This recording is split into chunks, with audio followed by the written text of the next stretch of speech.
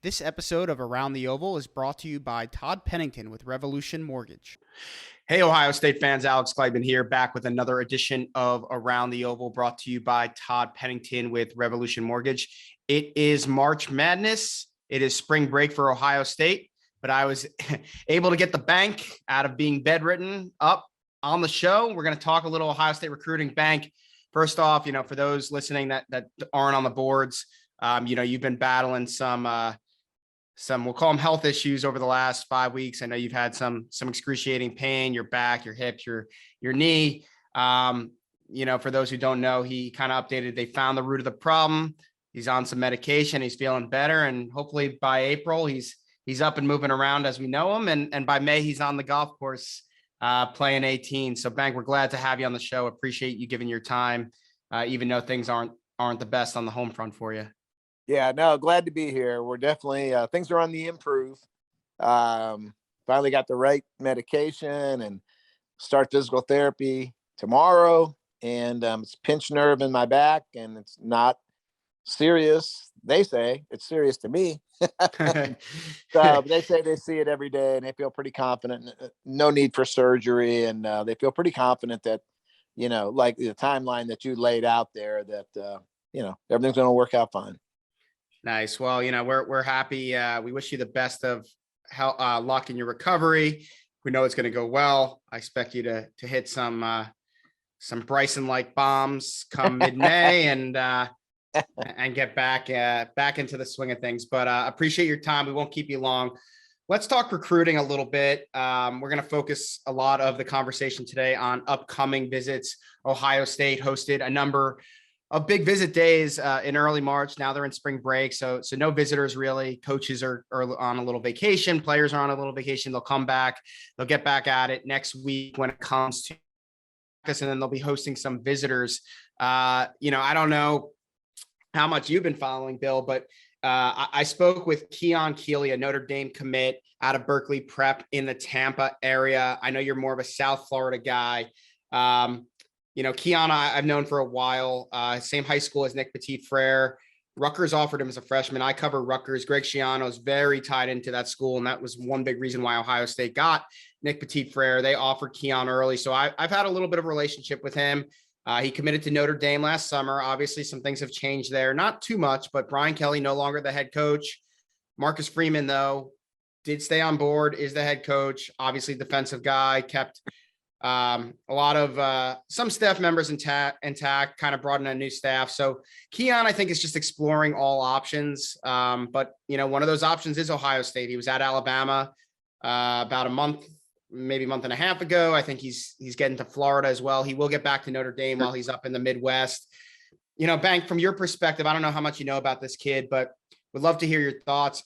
Do you think there's a shot Ohio State can seriously get in the game with Keon Keeley, or is that someone maybe it's going to be a little bit of a longer shot and you just take a swing? He's maybe a top 10, top 25 type guy, but what do you think? Yeah, I would have him as a top 25 type of guy. I mean, a big, tall, long kid, pass rusher coming off the edge. I think he's got a chance to be really good. I think the best of him is still available. So that frame fills out. Can Ohio State get him? I mean, why not? Why not? The key, like you say, you get him on campus once, maybe twice, get him back for an official visit. It's Larry Johnson. And, we both know how Ohio State handles those official visits. You get that kid take an official visit and all bets are off. I still think Notre Dame has got to be, even though he's decommitted. I mean, the Brian Kelly thing might have shook him up, but I would think as he gets to know Marcus Freeman and that gang, Notre Dame may still be the favorite there. I would have to think, but, don't really know the kid, don't really know anyone around him. But if I'm Ohio State, I'm chasing that kid as hard until he tells me to say no. I'm going to chase Keon Keeley. Yeah, really interesting situation, because the guy recruiting against Ohio State and Larry Johnson as the new Notre Dame defensive line coach is who? It's Al Washington. Yeah. So that's a real interesting storyline there. I think Keon does need to get to know Al and build a relationship there. I think also obviously the rumors of Larry Johnson that we see every year, but we're a little bit more prevalent last Yeah. recruiting cycle. That's going to play a factor into it. Yeah. Yep. You know, I wouldn't be shocked if after this round of visits, Keon kind of re-solidifies, shuts things down. I wish he was almost at Ohio State after he went to Notre Dame. But Notre Dame will get the crack after Ohio State to kind of, you know, convince him to shut things down. I just knowing this kid, he's a Notre Dame type of kid, high academic, you know, religion important, things like that. Like I could see him at a smaller private school type environment, the same way he is at Berkeley Prep. But look, Nick Petit-Frere was that type of kid too. And, you know, he ended up choosing Ohio State over Notre Dame and Alabama and some others. So as you said, get him on campus. You never know from there. They've got a shot. Yep. Moving on to the weekend, March 25th through 27th, Friday through Sunday of next week. There's a few guys. That are going to be, you know, visiting some big time guys. Luke Montgomery, committed prospect, will be there. AJ Hoffler making another trip from Georgia.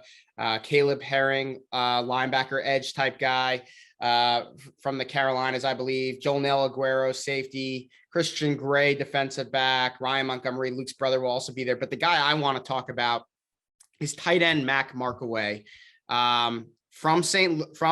Louis, DeSmet High School. Ohio State does have a little bit of a history there with J.K. Johnson, and they were. I mean, a lot of people. He committed to Florida last year with all the coaching changes. He opened things back up. Ohio State, from what I understand, might have been number 2 when he picked Florida last year. So he's now opening things up. He's going on visits. Ohio State has Ty Lockwood in the class, but I really think that they want a second tight end. Mac Markaway wouldn't be visiting if he wasn't genuinely interested. And I think Ohio State really, really wants the kid. I'm not sure if they're going to be able to beat out Iowa, who does a great job producing tight ends. I'm not going to, sure if they're going to be able to beat out LSU with Brian Kelly, who used the tight end very, very well at Notre Dame, but they got a shot here. They were in the game the first time. They're very much in the game the second time. They got to visit. Bill, what do you know about Mac Markaway? Does Ohio State have a chance with the big tight end? I mean, he is a big tight end. I mean, he's listed at 250 pounds right now. So, I mean, if that's accurate, if he's 6'4", 250, that is a big ass kid, you know, heading into his senior year here. So, like you, I just think Iowa makes so much sense for that kid. If he's a Midwest kid from Missouri, and the way Iowa develops tight ends, I mean, and I don't know anything about Mac Markaway. I'm not anyone close to him, but just, you know, been in this business 20 years now. When I look at Mac Markaway's profile, I just think, well, he's going to Iowa. You know, why in the heck was he ever committed to Florida in the first place? I mean, he's an Iowa tight end. They put Mac Markaway in the NFL every couple of years. So, but you know, if he's willing to visit Ohio State, you know, when I look at Markaway, I would probably think, I don't know. I don't know if he would be the highest rate of the two guys at Ohio State, but he might be. I mean, in my eyes, I mean, that guy would be like the tight end that Ohio State has always used. You know, he looks like he would be blocker first, you know, pass catcher second, even though I know he's athletic, he plays basketball, but that 6'4", 250 frame that's a different type frame for a high school senior.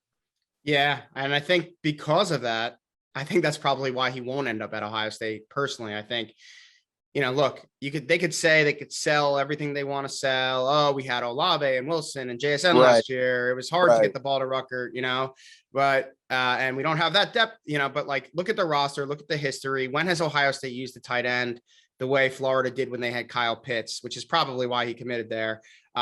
When have they used a tight end the way Iowa's used, you know, George Kittles and other guys like that in the past, or Wisconsin or Notre Dame or any of those programs, right? So even Michigan, right? So, you know, Ohio State has put guys in the pros. There's no doubt about that. All their tight ends end up going to the pros because they can block and they do things that you need to do in the pros when you're a tight end.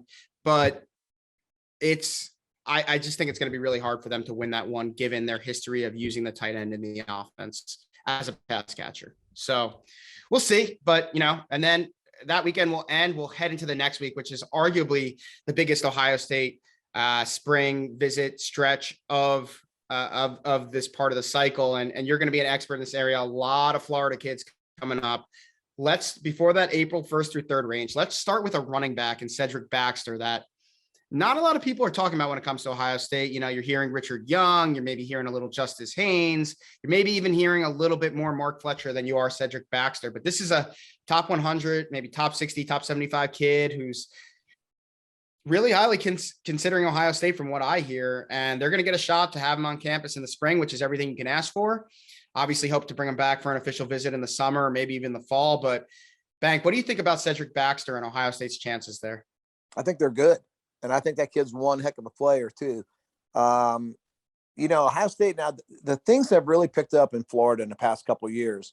And Heartline is just like, people love that guy down in South Florida. And then up in the upper part of the state, you know, Tony Alford has done so well, you know, and this is an Orlando kid. And I'm told that the relationship between Baxter and Alford is really strong. So I think Ohio State has a really good shot at him. And I really like him as a player. I mean, he is the big favorite of mine. Richard Young to me is just a super freak athlete that we just don't see often. But Baxter's really good. I mean, if Baxter wanted to commit, I would take him right now. No questions about it. I love Baxter.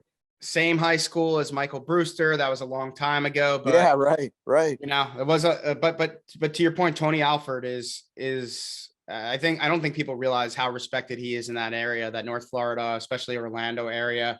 I mean, this is a kid who has over 50 offers, Alabama. I mean, name it. He's got it. 24/7 has him as the number 26 player overall in the country, the number 2 running back in the country. You know, if that was the case at the end of the cycle, that's a 5-star back. And, you know, I agree. If he wanted it now, I don't think, you know, bird in the hand. You can't really, you got to keep recruiting Richard Young and tell him you'll use them both and best man wins, but you can't say no to this kid if he wants in the class now. And I think, look, I'm still a little skeptical. I think the relationship is real with Alford. We'll see how the visit goes for me. I need to kind of see how that goes and what the connection is and the vibe and all that.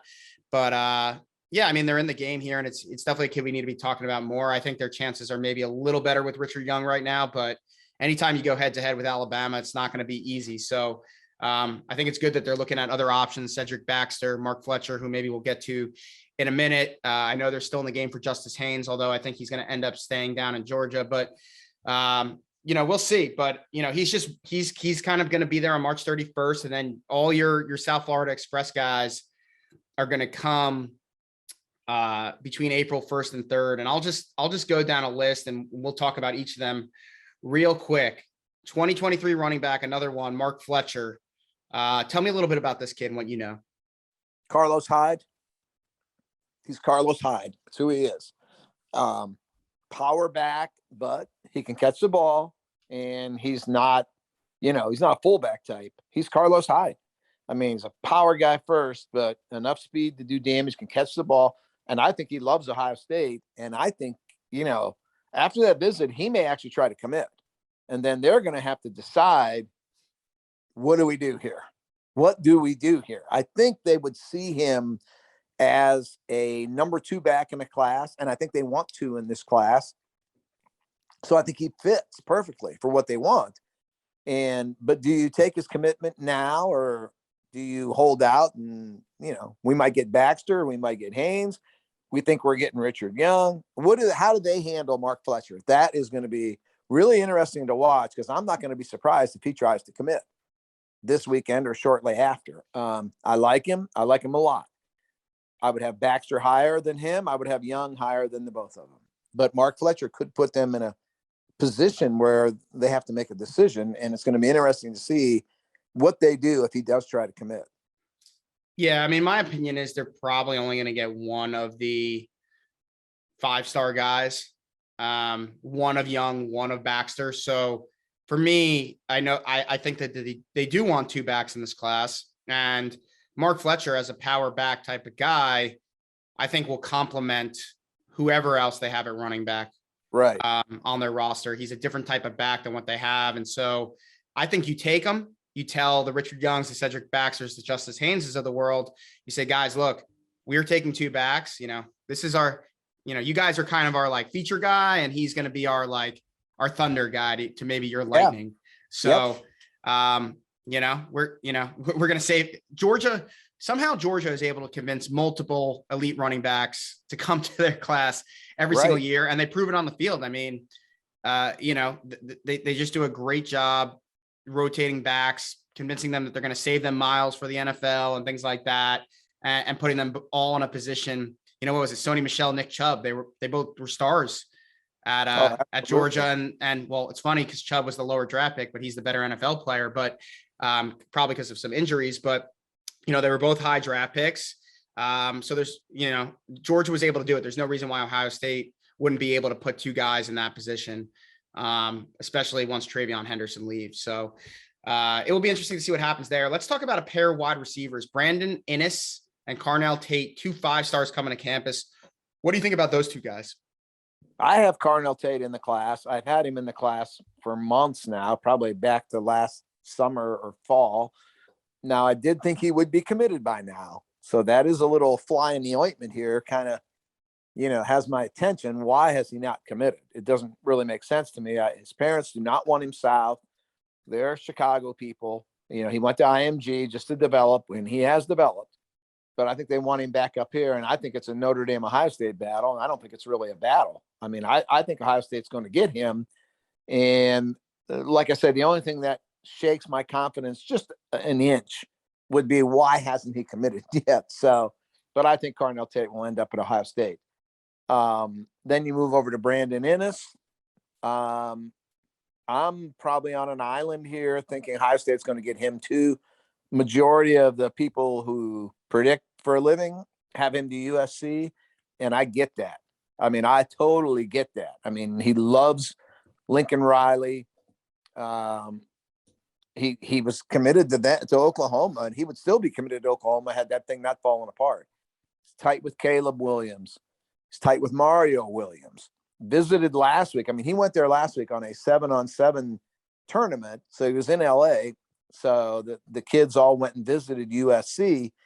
And the thing that surprised me about that is his parents flew out there to be a part of that visit. And I didn't think that was going to happen. And it did. So there's, two people don't fly from Miami to LA unless there's interest. So I just, in this one, I just feel it's a Brian Hartline special. And I think once they flew to LA, I'm sure they were wowed by Lincoln Riley. I was told that visit was unbelievable. And Lincoln Riley was, amazing to everyone. But now they know what it's like to fly to LA. And flying to LA from Miami is not like flying to Columbus. So I think Ohio State's going to win this one. And that's really my confidence in Brian Hartline and my confidence in how Ohio State handles kids when they get them on campus. They're as good as anyone in America. If they can just get the guy to visit, and I don't care if the guy visits in January when it's -10 with 4 inches of snow on the ground, it doesn't matter. They know how to handle these visits, whether they're unofficial or official. So I'm out on that island with Brandon Inniss to Ohio State, and I think I'm right. Yeah, I mean, I'm with you on that one. I think Hartline. Ohio State was always there, even with Oklahoma. You probably argue they were number 2 when he made that decision. And they were right there. And I get it. Lincoln Riley, that staff is still intact at USC, which is probably a much more fun place to go to school than Norman, Oklahoma. And that's no disrespect to Norman, Oklahoma. That's just how much fun LA is.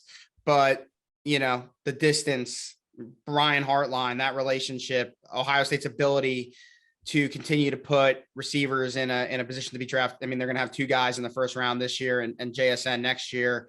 Forget what they've done in the past. And I just think that it's working in a solid, I don't expect a decision for a while. I don't know if you do, but I think you get him back up here, get him for a summer official. And I think they're going to have a really, really, really good shot at him. Obviously 7-on-7 teammates with Carnell Tate. And if Carnell goes to Ohio State, as I expect him to as well, that helps too, a little bit just from a comfort standpoint. So I'm with you on both those guys. I think Carnell with him, he probably would be committed, but he's at IMG. He's with this SFE team now. He sees all these guys like enjoying the process and, just going through it and getting the love. And I think he kind of just wanted to go through that and wants to go through that. I mean, who knows, Tennessee or someone like that could come in with a $6 million NIL offer, and then it's all off the table. I mean, it's just, that's the world we live in college football right now. But I think even coming off of a Notre Dame visit earlier this week, I think Ohio State's in a great position to land Carnell Tate. So I'm with you on both of those guys. I'll probably tell you I'm Brandon Ennis because I know you got great info there. But let's talk about 3 cornerbacks. I could see Ohio State ending up with any of them or none of them. Sharif Denson, Cormani McClain, Daniel Harris. What are your thoughts on those guys? Yeah, the one I would know the best information-wise would be McClain. And like you say, they're in the game. And that's all I can say right now, because he is not the typical Florida kid. He is going to take his time with this. This is not going to be a snap decision off the top of his head. He is going to do his research. He's going to take his visits. You got to win it. I mean, you have to out-recruit everybody to get him, but his eyes are open for Ohio State. I mean, and he's never been there yet, but he has a great feel for the program. He's talked to Ryan Day, starting to develop a relationship, with the defensive staff. So, and, get him on campus, man, wow him and set it up for that official visit that'll come later, probably in the fall, I would guess. So, they're in the game with Cormani McClain. And I would say the same thing if I was on an Alabama radio show right now or a Georgia radio show right now. Everybody's in the game. So you got to out recruit everybody to get him. That's just the way it is. He's the top player in America, in my opinion. So, it's not a layup, man. This is not recruiting Luke Montgomery. This is a different story here. So, but they're going to get their shot. And like I said, Cormani's tight with Tate and Ennis and Fletcher and that group, Cedric Hawkins, who's already committed. So they're in the game, and I think they have a great shot. And that's probably where that is for me. Yeah. And you mentioned Cedric Hawkins, safety committed to Ohio State. He'll be there that weekend, but the other safety from that group that's going to be there, Damon Fagan, we'll end with him. Let's talk about him, because I know that you've been high on Ohio State's chances with him, and he's a pretty highly ranked player. So tell us a little bit about where Ohio State stands with Fagan. Fagan he's an unusual kid from Miami in that, I've covered that area now for 15 years, and there's great talent down there, but a lot of times kids are overranked from that area. People just assume that if you see a kid listed and he plays in Miami, you think, oh, he's got to be a 4-star. That's not always the case.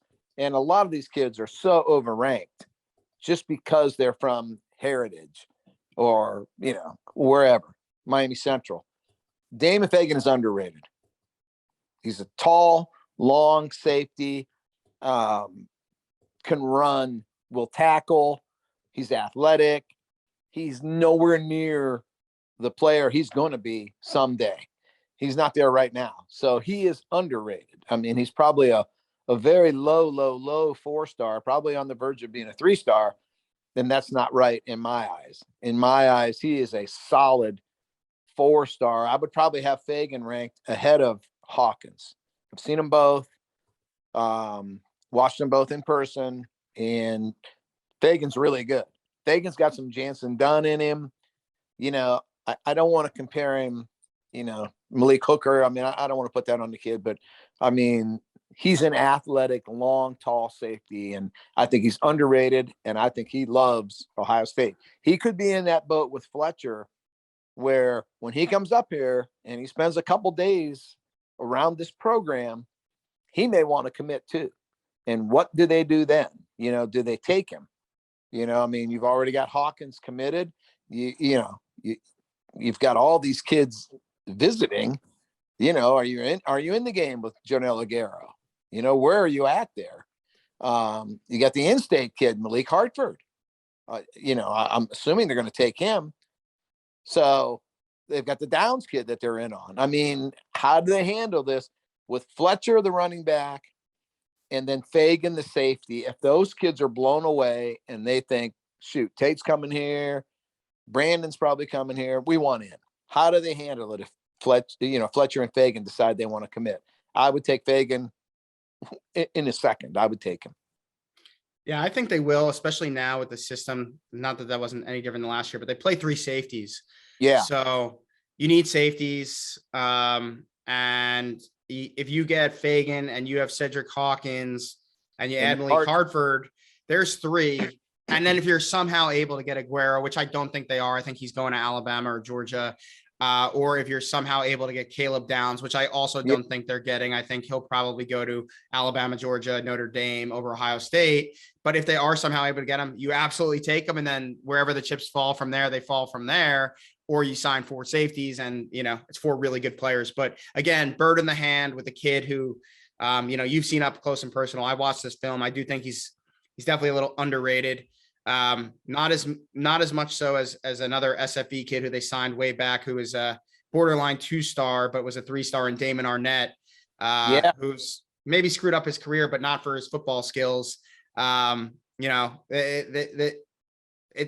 think when you're with that group, I agree. Sometimes you could be a little overrated, but you've seen the guy. We trust your opinion. I think the fact is you're probably getting a real solid football player if the guys at SFE believe in that kid and are talking him up and are saying he's the real deal. So I think Ohio State, I think they have to take both of those kids if they want in, and just because of the positions and the situations of it. But we'll see what's going to happen. It's going to be interesting. They'll also have a couple 2024 kids, JoJo Trader and Jeremiah Smith, who I know Ohio State's in the game for, but it's early for those guys. But Bank, we'll definitely have to get you back on to recap those visits once they happen in a few weeks. But for everyone listening, we appreciate your time listening to Around the Oval, brought to you by Todd Pennington with Revolution Mortgage.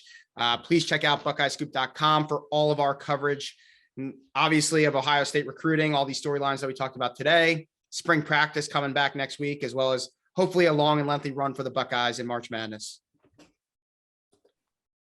This episode of Around the Oval was brought to you by Todd Pennington with Revolution Mortgage. If you've been thinking about refinancing or buying a house, check out our sponsor, Todd Pennington with Revolution Mortgage. They offer low rates for refinancing and home purchase loans, including first-time home buyer programs, down payment assistance, and cash-out home equity loans. Check out revolutionmortgage.com/tpennington.